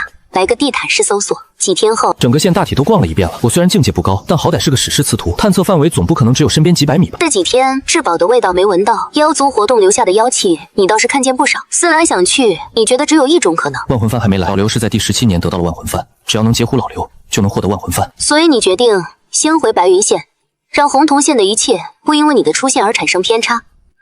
17年，我等得起。这辈子不乱吃药，就不会像上辈子那样短命。到达白云县地界后，你想起模拟前和沈青山的约定，你骑着马在白云岭里溜达了一些日子。去白云岭转一圈，看看白云岭的妖族都藏在什么地方。当你看见一缕妖气时，就沿着这缕妖气越来越浓的方向去追踪。你发现颜色不一的妖气最终都会汇聚在3个地方，显然这3个地方就是白云岭妖族势力的3个老巢。你没有深入虎穴，只是凭过目不忘将这3个位置牢牢地记住。当你回到白云县城的时候，来自郡司的斩妖校尉和他的巡查团队已经入驻白云县。县城里一片张灯结彩，鞭炮不断。你听说胖得走不动路的县太爷当天亲自下地迎接，总是黑着一张脸，好像人人都欠他200两银子的风余城，面对郡司的斩妖校尉也低下了骄傲的头颅，出城50里迎接。在给斩妖校尉提供消息之前，我觉得应该先了解一下这个人，万一他和风余城等人是一伙的，自己岂不是一头撞枪口上了？你和一些好事的老哥打听了一下，了解到这位校尉拒绝了县城里所有士绅豪门的拜访。按常理来说，钦差大臣到了地方，那就是明着贪污的好机会。他谁都不接见，只专注于巡查工作，应该是个好官吧？这世上的确有贪官，但不能一棒子打倒所有人。不过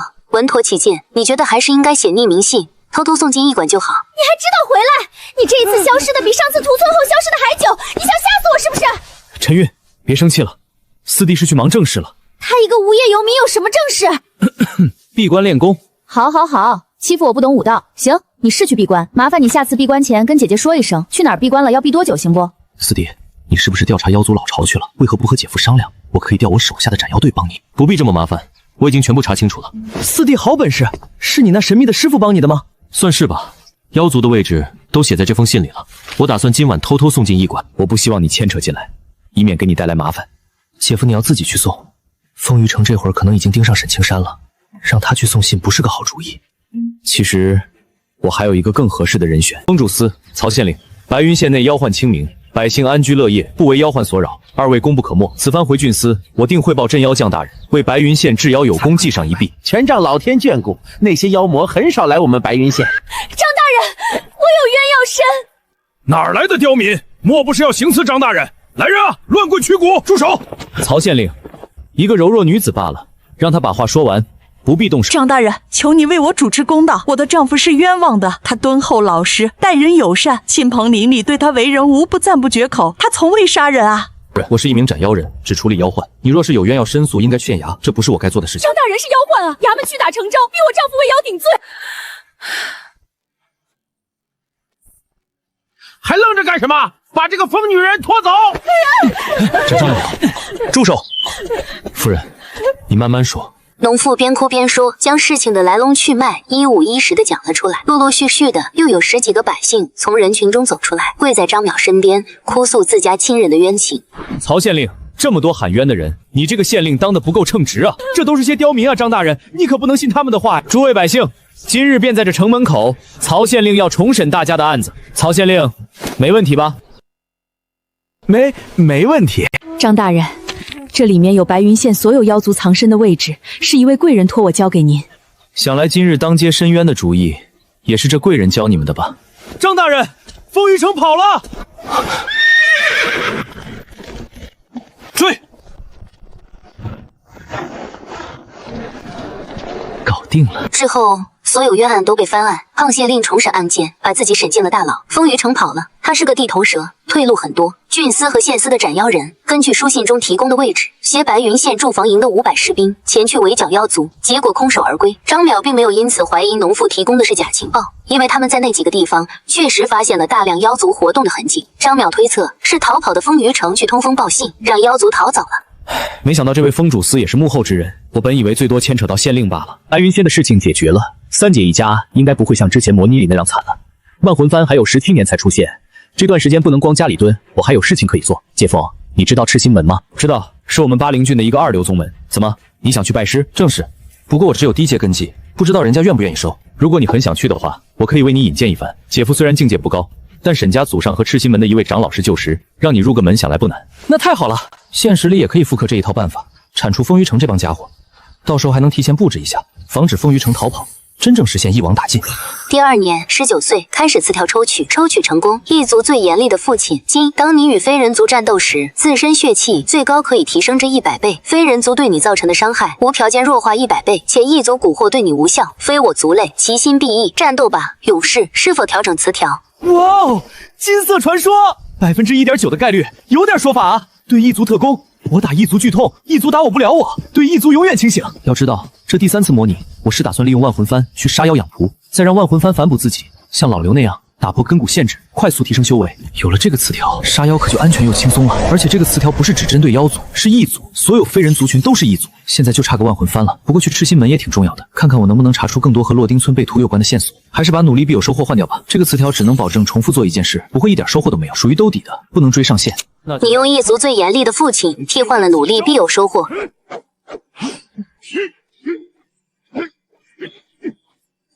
离开白云县之前，你去了一趟悦来客栈，给了老板娘一笔钱，麻烦她关照一下大春。在沈青山的引荐下，你加入了赤心门。你就是陈毅。赤心门、万魂幡、洛丁村的仇，我来了。